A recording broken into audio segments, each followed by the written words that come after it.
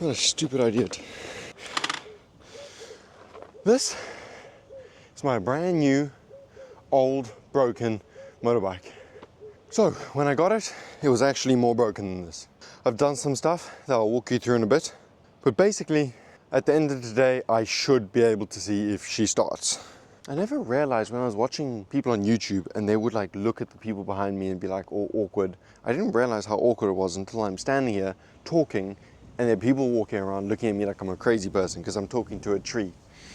The camera is in a tree, by the way. What else? Oh,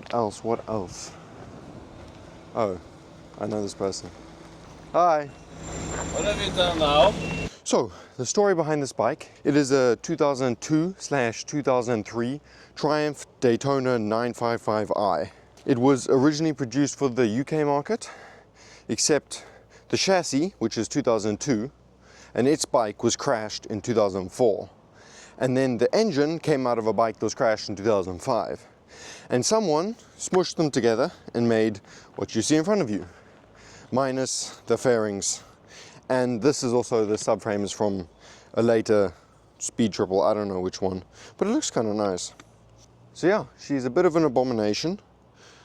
And also with this luminous spray painted frame, it's definitely something to look at. But I got it for an absolutely smashing deal because of 3 reasons. 1, no wiring harness. 2, no papers. And 3, no guarantee from the person I bought it of whether it runs or starts or drives or anything really, because he bought it as a project bike, sight unseen, and never touched it. So 0 guarantees whatsoever, which is exactly how I like it. I do have word from the traffic department, because I took all the numbers there, that this is not a stolen bike, just imported into South Africa in 2019. But supposedly not stolen, which means I'll be able to get papers and put it on the road, provided she starts and drives and runs and everything. So as you can see, there are wires on the bike, and this is because I've been doing a little bit of work.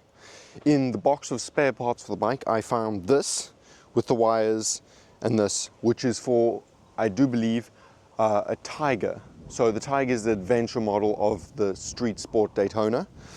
And it's the same engine harness because it has the same engine, and an ECU, which I truly do hope is from a Daytona. If it's not, I'll have to get it remapped so I can get that Daytona power. Otherwise, I'm getting Triumph Tiger power, which is less power, and I want more power. Currently, I just need fuel and battery, and then it should start. Most of the wiring setup, I just need to provide power to the specific pins in which the bike needs to the ECU in order to start it. And I have a diagram that I modified to kind of suit this bike, so I know what I'm doing-ish. So far, what I have done is I took off the airbox and the throttle bodies and cleaned out the throttle bodies. So I've got the throttle bodies off here. I'm going to take them off and clean them because they are filthy, and I definitely do not want to try to start it without making sure everything coming into the engine is clean first, just in case we do actually have a good engine here.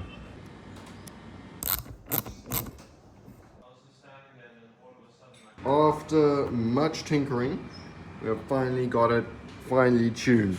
See? And it snaps back. So as you can see, it just opens and shuts nice and quickly. So I took that out, I took out the spark plugs, I threw some oil into the thing, wheeled it around a bit. No. Okay, so there is some compression. The engine is not locked up. Yeah, I mean, I'm pretty sure I got a deal here.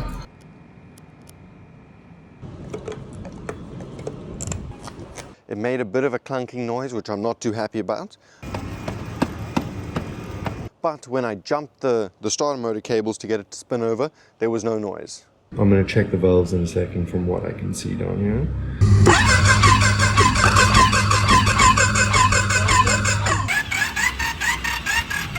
So hopefully that means that the bike is not broken and that is maybe something else like a clutch. So supposedly this bike only has 29,000 Ks on it, which I did not know when I bought it. I only know that now because I took the speedometer and hooked up a bunch of cables to it to kind of see if it worked and see what was going on there. But that speedometer, if it is the one from the spike, only has 29,000 Ks. Hopefully that is the one for the engine, because that would make the most sense. So I threw oil in the cylinders, turned it over, cleaned out the throttle bodies, put that back on, cleaned out the injector and fuel rails. Put those back on. And then basically plugged everything that I could find up. So we have a complete, or almost complete engine wiring harness. But unfortunately this is an absolute atrocious mess. Someone has done a part 57 delete, which is this entire switch, which connects this to the rest of the bike, and it just doesn't exist. The wires are just joined straight to the... Why would someone do that? I don't know. So I've got all the big wires in place now. I'm pretty close to starting it. The last thing I need to do inside the engine harness is just connect the throttle to the throttle cables. Reconnected the throttle position sensor cables to the rest of the harness, because I spent like 3 hours this morning doing that. I could not figure out which cable went into where because there were no connectors. So I did some science and some Googling, and I figured out the cables coming from the TPS to the wiring harness, which of those were which. And then I just used some logic and some ChatGPT to figure out which of the cables in the engine are going there. Hopefully it's right. If it's not, that's a problem. I won't know that is the problem because of how many things are broken on this bike and that I've kind of fixed. So if she doesn't start, I'm pretty screwed. There'll be a bunch of pointless problem solving to try sort it out, which hopefully works. We will see. Then I've got some little aftermarket pieces. This did not come with a brake lever. This I have put on. It was free from Temu. It's not bad quality, honestly. It's quite nice. I also got this from Temu, which is really good quality, surprisingly. I don't know how that happened, but it's just a relay box with fuses and everything. I think if you get like basic electrical components, they're pretty good because that's where they come from anyways. Yeah, I also had to fix a pin in the ECU because that was fried, which is probably one of the core reasons this bike was dismantled, is I'm guessing it had electrical issues, which would make the most sense considering the kind of situation we've been having with the fried pins and the mess of a harness that we had in the beginning. Alright, so we're trying to diagnose this harness here and just see what's up. But there's a bunch of cables that just go everywhere or like don't even end up connecting to anything. So yeah, that's probably the issue. If she starts and runs and everything works, I will go on to sort out the rest of the bike. But obviously I want to do the bare minimum first to see if she will work before investing all that time and effort into getting her to run. Okay, we're just going to connect it quick to see if anything melts before we add gas to the mix. Alright, currently that's just connecting the positive terminal of the rectifier, which is not heating up or anything, which is good. The relay's not heating up. I don't see any fire anywhere. Now I need to add this. I mean, something definitely happened. I mean, I saw something. I would just run a test before you film. But the point is to film the test. That's what people want to see. So before we connect fuel, we're just going to check its spin over. So the only thing I need to do to check its spin over is connect that. That was not enough power. Alright, let's sort something else out to provide the power. Alright, what are your predictions, Dad? No prediction. Yes. You have to predict for... Yeah, I reckon it'll start. You think so? Yeah. And you think it'll run nicely? No.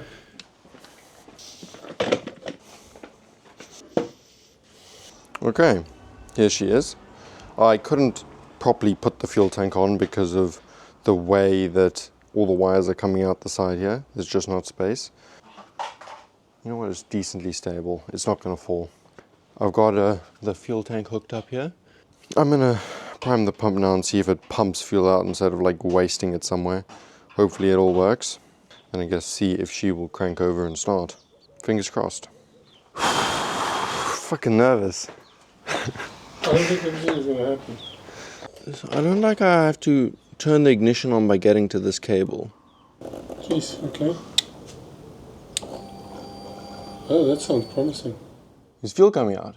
No, but I can hear. It primed. I think that's primed now. Okay, it's all promising. All the wires are there, nothing's melting down. Now it should just turn over and fire right up. A woodpecker?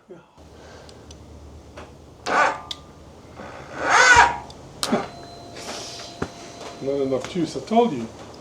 Alright, I got the battery out my bike here.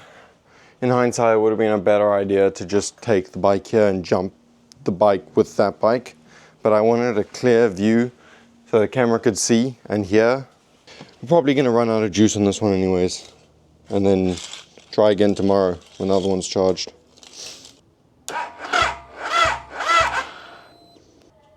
This connector started smoking straight away. Alright, here we are, ready for attempt number 2. It's the next day. I've got bigger jumper cables because the other ones were not suitable for the amount of amps. And then the battery is also fully charged. And I have attached hoses from the throttle bodies into the airbox, which is for the idling system, but I don't have the stepper motor, so it's just straight into the airbox, maximum idle. And I also have some quick start. This stuff, quick start, which is like just super flammable. And this is a fire extinguisher. Just don't want to get these two things confused because that would not be ideal. So first let me just try and crank it over and see if the battery's better. Okay, better, still not great. Could also just be too much resistance in the cable, so let me connect it directly. Okay, that cranks over much better. Now that that's connected straight to the battery, I can just use this little cable to start up the ignition, this side and that side, and then connect the starter motor directly to the battery when I want to start it. And I have to just disconnect this cable when I want to stop it. Fuck, my heart is going right now. I'm nervous, I don't know why. It's like, do I want all of this to be a waste? I'm gonna get the fright of my life when this thing starts because I know it's gonna be cuck loud.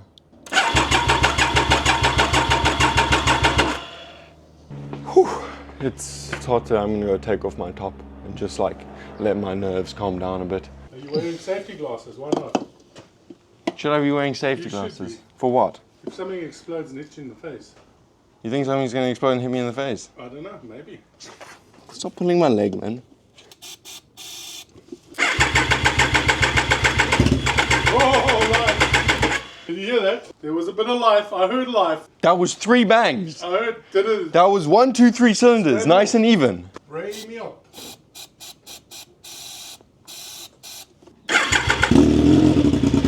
Oh my word! It's running. What was all the sparkles that came out? Obviously there's going to be a lot of stuff in there. Okay, so now it's not getting fuel again. So it could be that the injectors aren't doing their job. Could be.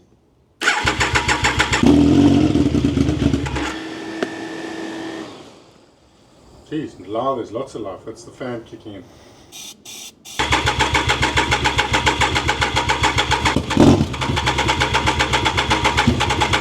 Stop pressing.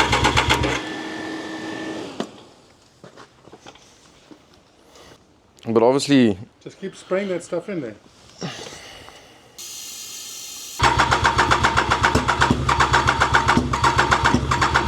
if this isn't igniting properly, that means the spark plugs are fouled. Which is honestly quite likely because I put lots of oil in there. Oh, no. So I'll probably have to take them out and clean them. Probably. Look, there's a lot of work, but I mean, it's running. Shit. That's incredible. I'll take those little pops. I'll take that. I mean, that's stuck. That's a major victory. Okay, so throw the battery back on charge, take out the spark plugs, clean them, throw them back in, see if it runs. My dad's busy washing his car. Very noisy.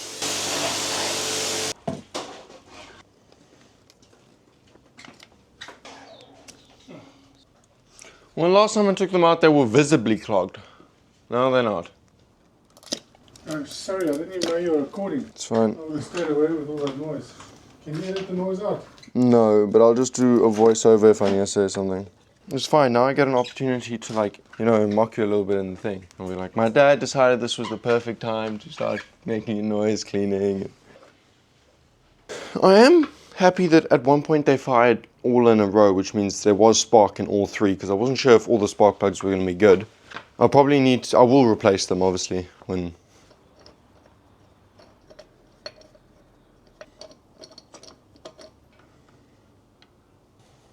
This design on the corner is so stupid. Trying to get to all of this behind the frame is just a necessary mission.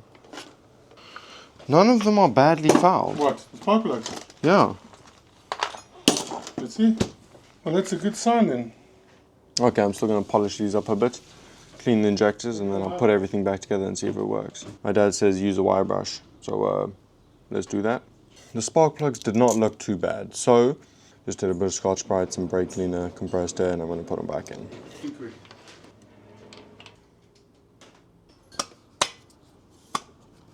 Alright, onto the fuel injectors now. I found a spare electrical connector that fits onto these plugs. So in order to give them power, just strip the ends, give power there, and to clean them you just spray brake cleaner through the back. While it's open, then actuate it a bunch of times, spray some more, just make sure everything's out of there, then compressed air, actuate it again. So I'm going to go do that quick. Mine? Pretty disgusting looking. So now we toss some new fuel in there and slosh it around. Chuck it all in. All of it?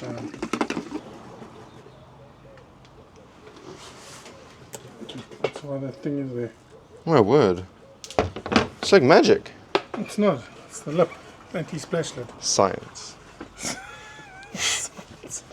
She blinded me with science. So you can actually see the layer of water at the bottom. Considering that the water sinks, I was probably just injecting water only. Yeah. Gonna quickly put easy start in and try get it to start before putting the fuel tank on.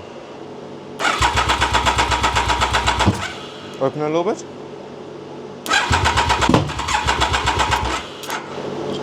Yeah, she wants to fire up there. Should we give it fuel?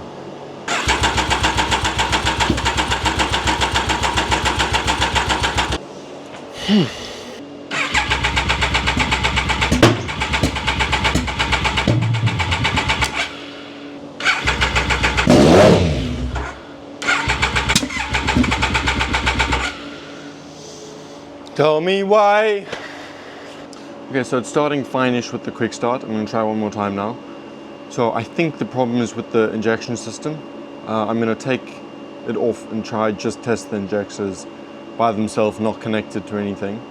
But before I do that, I'm just going to try one more time with the quick start and into the air intake and the throttle body open and just see what happens. Okay, so I think that's all we're going to get. So what I was just testing there is all I did now was I just put power to the starter motor and the rectifier is connected to the spark plug. So the fact that it's sparking now means that the spark plugs are working. All right, I'd say this is quite promising. She's firing up consistently. So I think it is just a fuel injection problem. The fuel is not getting in there properly, and so she does not want to properly work. Because I don't think it's fired up on fuel yet. I think every time is just being quick start.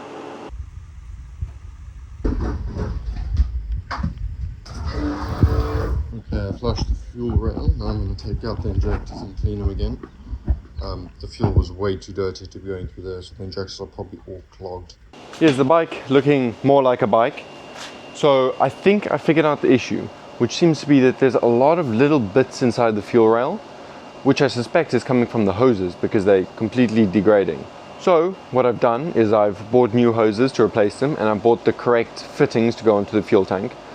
And then I completely cleaned out the fuel rail and the injectors. I filmed that part, I didn't film the rest because that's quite boring stuff, so I'll show you that now. Alright, this is my setup for cleaning injectors. Quick disclaimer, it's not actually my own setup, I just googled it and this is the thing I found, or YouTubed it. So I put pieces of hose over the end with hose clamps, And I put an O-ring in there to just keep everything together, and then glued that O-ring in. And did the same on the side, except I popped a tube through.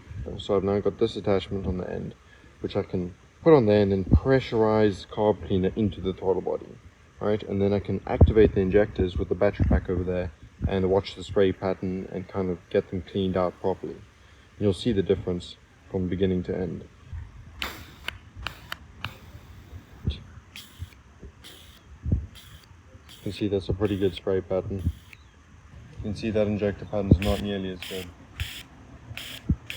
You can see as I'm going it's getting better and better. Same shaboodle for the last one. Look at that.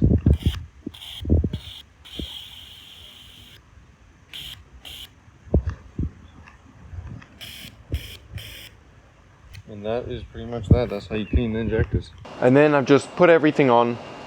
Also flushed out the fuel tank. There was a lot of cuck still in the fuel tank. So I flushed out the fuel tank and it's pumping out clean fuel, which is really good. So now I'm going to prime the system a couple times, got the battery connected, and then I can just hope she starts.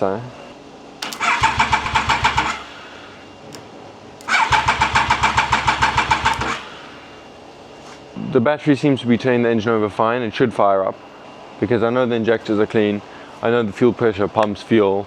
I know it's building up pressure because I can feel the pressure in the hose. I know there's no gunk in the fuel. It's completely clean. I know that the bike fires on easy start.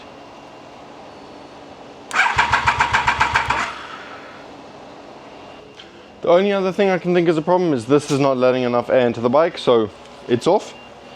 Let's try again.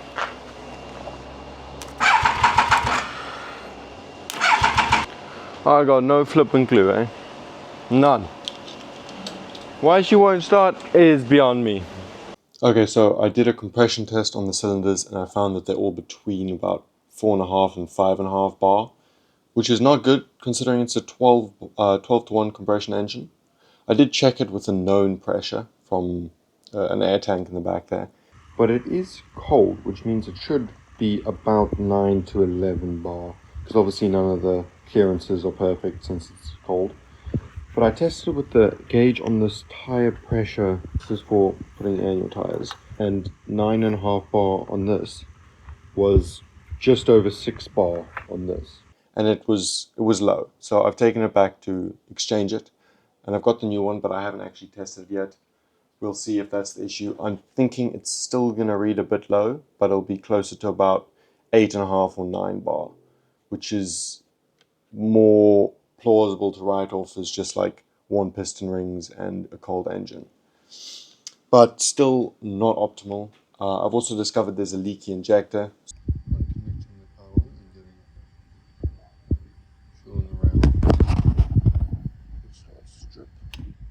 So I'll have to clean that out again. Maybe I just didn't flush it properly, or like I flushed it from the wrong way. I mean, it wasn't leaking when I cleaned the thing, but maybe I've damaged it as well. That's also possible. So that will all be covered the next time I work on the bike, which will be after I come back, because I'm going away with my family for a bit. And this bike will just kind of be sitting until then. So yeah, thought it was going to be a bit easier than this, but I did want a challenge, and I'm definitely getting a challenge. So I guess it's exactly what I wanted.